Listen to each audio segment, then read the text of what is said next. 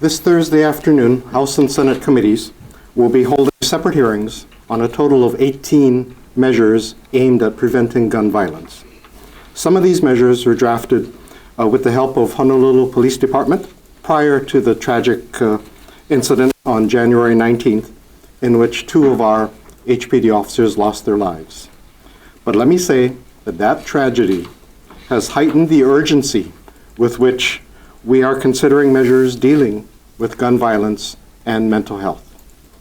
Yes, it's true that Hawaii has some of the most restrictive gun safety laws in the country, but we are constantly on the lookout for loopholes so that we can improve the safety of our public and our law enforcement officers while also protecting the rights of citizens to own firearms responsibly. Working together with the House and Senate leaders, as well as law enforcement, everyone else that's here today, and others in the community, we have been looking at a number of bills that are going to be coming up on our agendas this next week. I just want to highlight just a couple of those, even though there's definitely a broad spectrum of issues that are to be addressed. First is looking at what happens when someone passes away and leaves weapons behind. Who is responsible for making sure those are accounted for to prevent situations where they end up falling into the wrong hands or are forgotten and end up unaccounted for. Another one is looking at a similar issue where we have guns being assembled, component parts without accountability, without registration, without having the kinds of checks to make sure that they don't fall into the wrong hands.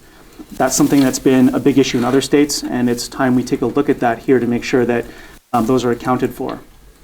Another big one is making sure that in the bigger picture, we look at creating a permanent commission, a working group of law enforcement agencies, individuals, folks in mental health, and all our different departments who can collaborate in one space, have a conversation at the same table to make sure that data is being shared appropriately, that we are not letting things fall through the cracks, and that ultimately we can create better outcomes at the end of the day through that kind of permanent collaboration and cooperation. During the interim, we have already started looking at the lack of civil commitment beds here in the state of Hawaii. It's really quite tragic that our state hospital has no facility, no bed space for civil commitment beds. And we are moving forward to it. It's a shame that it has caused this tragedy to actually bring it to the forefront. So we have a number of bills. There's a set of bills that would expedite the examination of what we call 704 defendants in misdemeanor and petty misdemeanors. These for nonviolent offenses to expedite their examinations so that we will have some bed space over in Kaneohe State Mental Hospital available for civil commitment beds, as well as expedite them through treatment.